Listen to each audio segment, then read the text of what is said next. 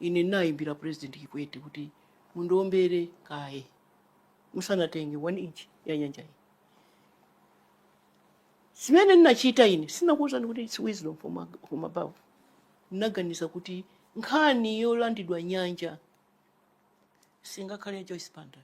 Kumeneko kunali kuyankha kwa olemekezeka mayi Dr. Joyce Banda omwe adali mtsogoleri wa dziko lino kuyambira chaka cha 2012 mpaka na 2014. Mayi Joyce Banda amayankha funso lokhudzana ndi nkhani ya nyanja. Tikumbukira kuti pakati pa dziko la Malawi ndi la Tanzania nthawi zambiri pamakhala kusamvana kuti kodi malire a dziko la Malawi ndi dziko la Tanzania makamaka pa nyanja ya Malawi amayenda bwanji. Amalawi amati ayi nyanja yonse ndi ya dziko la Malawi, pamene anzathu aku Tanzania amayena kuti ayi nyanja ilo ndiyofunika kuti tigawane pakati. Nde ali amelekana nafunsa kuti kodi mu nthawi yanu Mayi Joyce Banda nkhani ya nyanja idayenda bwanji. Ndipo yankha Mayi Joyce Banda funso limeneli alongosola ndithu mbiri yonse yakusamvana kwa malire pakati pa Malawi ndi Tanzania pa nyanja ya Malawi kuyambira nthawi ndithu ya Dr. Hastings Mzubanda kufikira Bakili Muluzi kudzafika nthawi ya Bingu, ndiponso alongosola kuti mu nthawi yawo ngati president wa dziko la Malawi adapangapo chani mkankhani yokhudzana ndi nyanja. Kumapeto kwake akulongosola kuti kodi nkhani iwowa akuiona bwanji mu ulamuliro wa Doris Makathe Chakwera. Ndine kalimodzi pano pa Nyasa Voice Box kuti timve kuti Mayi Joyce Banda akuti bwanji pa nkhani yokhudzana ndi nyanja yathu ya Lake Malawi pompano pa Nyasa Voice Box. Tikudziwa kuti mbuyomu panali nkhani yokhudzana ndi malire a nyanja ya dziko lino ya Malawi. Kodi tatifotokozereni Your Excellency kodi nkhani imeneyi makamaka muti nchani and zinayamba motani?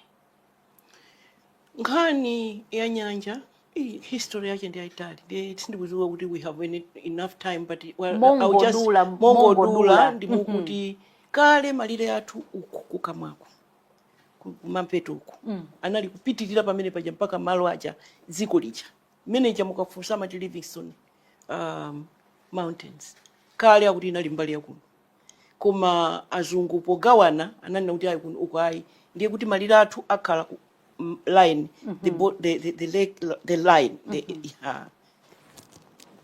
popita ku Berlin Conference kumene anakasimikiza malo pogawana the whole Africa. Ananena kuti malire amene alipo pano ndi amene malire wina sazasindazo. Ndiye kuti malire a Malawi ndi line ya nyanjayi.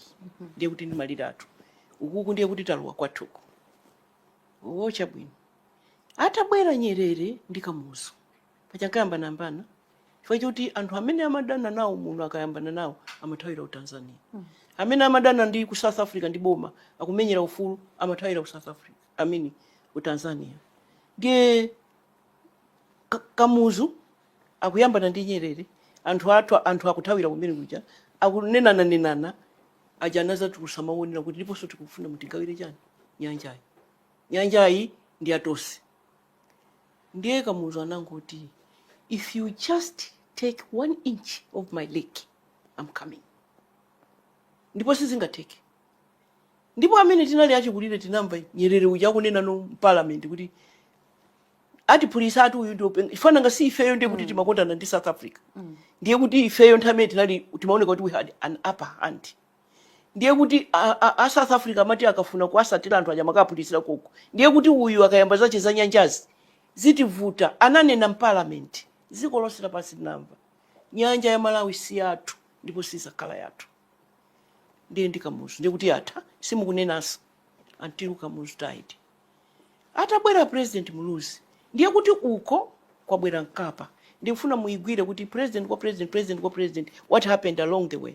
Kwabwera Mkapa ndi a President Muluzi. A President Muluzi ndi Mkapa anapanga ubale wabwino kwambiri. Mukumbukira chisankho cha 1999 mpaka nana atumiza bandi ya TOT kumapita ikwasatira ku makampeni kumaimba nyimbo za ku Tanzania. They were very good friends and I have been informed kuti anakambirana. Koma imene ndi maziwa ine mopanda kuti ndiziwe the details of what they discussed is that a President Muluzi analengeza kuti tipeze njira ya chidule yofika ku port. Ndiye ine ndi nzanga ucha pa Tanzania hapo tagwirizana kuti ife Malawi timange port pambali pa nyanja ya Thupa yokuti katundu wathu azichoka pakhata pazikafika paja pamene paja azikaenda 5 km ukafika ku nyanja. Ndiye kuti malo mopita ku Dar es Salaam tizingodula chidule imene ija maisha kuti Mtwara corridor moti ambiri amene tili akunkhata tinamba kugula maploti pambejo before timaziwa kuti kutukuka kwambiri. Delegation yopita ku Tanzania kukakambirana za port, a President Muluzi anatenga anthu a business. Ina nanditenga ngati mkulu wa azima ya business. Paja ndezi kunali kujia kwanga ine. Tinapita. Anakambirana. So the agreement was President Muluzi, this side was going to build a port. Pamene paja kuno tukuona ubale uja kuti Sangalasa University of Mzuzu anagwirizana kuti apase doctorate honorary a President Nkapa. A President Nkapa anabwera kuzalandira honorary doctorate. In his speech ananena kuti lero ndikulandula kuti nyanja ya Malawi si yathu ndipo sisakhala yathu mpaka kalekale. Mwalimu Julius Nyerere ananena, inenso ndikutsendera mawu amenewo. Ndiye kuti ife we thought the matter yes it has been so yata. Ku Tanzania tinali ndi embassy. Nthawi yomwe iso imene akugwirizana President Muluzi ndi President Nkapa. Ku Tanzania tinali ndi embassy. Musamai wale kuti ndinali national director wa Azimai ku UDF. Ndipo a President Nkapa Muluzi ananditumiza ine kwa President Nkapa. Ndiye na follow anchipani cha UDF kukati chita atachi ku Chama cha Mapinduzi kuti tikaone mmene amayendesera chipani chawo kumene. Ndipo mbali ya chipani I was trained by the best. Ndiye kumene were trained by the best. Yeah. Ndiye kumene kucha sopano a President Muluzi anatenga delegation kupita kuti ku Ntwara kukakambaza Ntwara corridor. Ine nali pa delegation. Ndiye kuti a Malawi akulimba no mtima kuti khani ya nyanja ikuchitidwa sort out. Amalira achoka President Muluzi mu office. Akubwera President Bingwa Mutharika. Manong'onong'o achaso ayambaso kuti ku Tanzania uja. Pamene pa President Nkapa aso achoka ndi kuti kwabwera President Kikwete.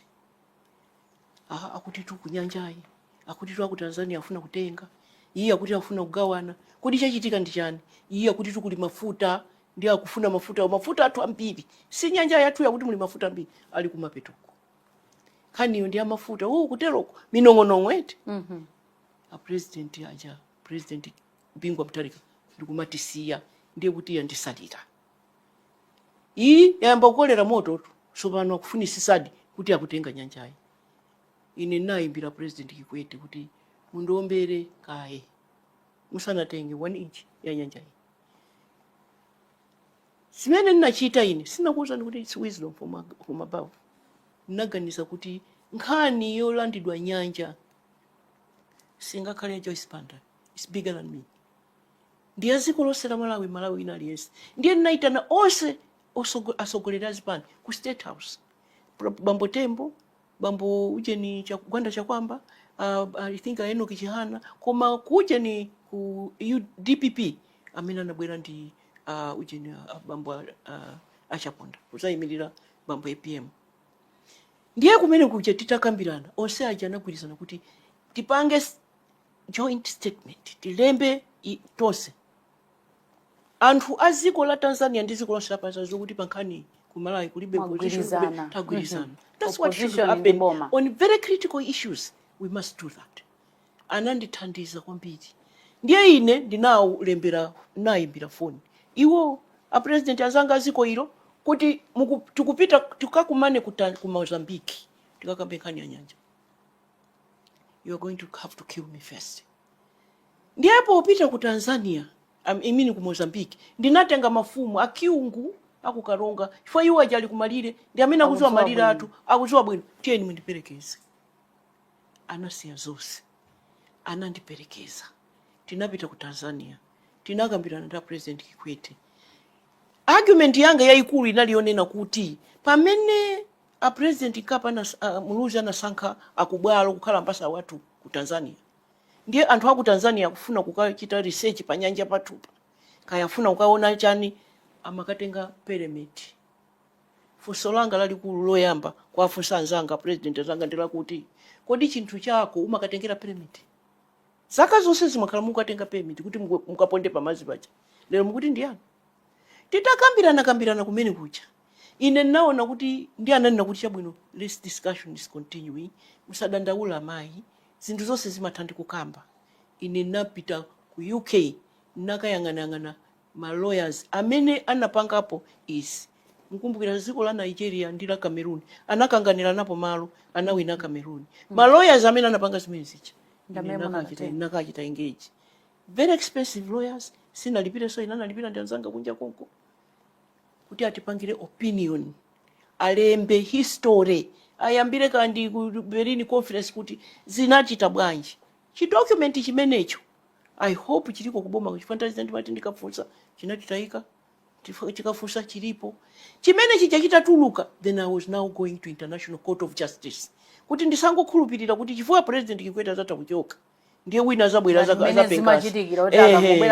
wina ndiye ndinati tiye ndingopita ku court, ku International Court of Justice, nanga sopano siti ndi opinion kuti akatithandize kuno. Mukumbukire kuti siku lina kunabwera president Mbeki ndi president Chisano amene aja anatumidwa ndi Sadik. Sadik sent me a delegation to come and tell me to hold on, to wait for mediation. It's not that it's not impossible. It can be discussed. We will resolve this amicably. Anandipeza State House kundiuza zimenezo uhocha bwino. But now I'm going towards the end of my term. Ine naisi yankanija ili pati ili pamenepo. Koma kuti Kikwete atandichita shuwa kuti musadandaula zonse zimatandikukamba. Ndiye sindikuziwa kuti kaya mediation inathera pati, kaya inakafika pati. Koma then it went quiet for 12 years. Nobody talked about the lake again until now. What is happening now is that nindangoona kuti line ili pakati. Ndikuja kunkati kumangidwe poti kuja amangapo iwo wa Tanzania amangapo poti kumaso amanga barracks bomb. Anthu atuso akapitirira line imene akuiziwa iwo akapita kumenyedwa. Ndiye ine amene angalongosole ndipija ndakuuzani kuti zimafunika kuti mayankhula nawo Malawi mwina president atu siku lina atikambira. Mene mufotokozera mu Your Excellency pano tukamba pano pakumamveka nkhani yokhuzana ndi mapo atsopano Tanzania kuti atenga ndithu mbali imodzi two-thirds ndiponso pamene panali poti paja pamene ankati amange poti abwana pa muluzi paja ndi pamene amanga iwo. What is it that the current president is not doing? I don't kuti kumene kujako zinthu mpaka nazifike pano zafika pati sindangokamba pompano kuti pamapu awo taona koma sopano zimene what is that is about nobody has told us. Who is not doing what? No, we are not being told. Somebody needs to tell Malawians. Kuteka kuti ine ndamva kuti akuti ku parliament a president ananena kuti ujeni nyanja ndi yathu Malawi, it's ours, all of it. So that must be coming maybe from some conversation. Komaso tinaona kunkuyu akulandira mapo yodula. That is what I have told you before, that sometimes a Malawi amangufuna kuyankhula nawo. Akayankhula nawo akamva mwina soma ima limozi. Ineyo ndisanami kani imene ija kuti ndichite resolve anandithandiza nda Malawi wonse including all political parties. Mukuona kuti zikuyeneranso mtsogoleri wa dziko lino atabwera ndikuyitanitsani nonse a opposition kuti mukambirane za nkhani imene. Not only ifeyo koma kuliwuza so dziko lonse la Malawi. Kaya mwaona mapu ndikuzowa kuti muli ndi nkhawa koma imene zilili ndi umu. Anthu akhoza kukhala mitima pansi. Imeneyi jamayi nkhani yoopsa kwambiri. Osati kwa inuyo ndi ine. Because you and me will not be here, but our children. Kusachita izi mukufotokoza apa Your Excellency mwina kuli ndi chiopsezo bwanji ku dziko lathu. Nanga sindiye kuti pamene pa ndiye ndikuuze ni zimene anandiuza Henry Poya. Henry Poya was my minister for lands and he is a lawyer. Ndiye anandiuza kuti kugonereza nkhani ikachitika you just look at it ndiye kuti kumakhala akuti kumaligo kwawoko ndiye kuti mukuvomereza kuti zimene zachitikazo it's okay. Ndiye the longer it takes osatenga action the more it will be to a disadvantage. For pano ngakhale ku International Court of Justice ati ndi munali kuti makhala nazo zimene umaonerera paka nandu kumamanga zinthu ndikumaliza kuyiyamba poti paka kuyimaliza osafunsa kuti mukumanga chani apa. And that for me is what is the problem. The problem is that nobody is telling us what's going on. And it is possible, pamene anena president in parliament, so asangali uze ziko kuzera in parliament, kuti nyanja yose ndi yathu. zili zosakhala zoona. Imeneyo ndiye ingakhale yoopsa kwambiri, chifukwa ifeyo monga ngati ine timanga unakhala pasi imene namva kuti apresident anena kuti nyanja ndi yathu yonse, ndiye chilipo chimene akudziwa chimene tikungopempha kuti atiuze.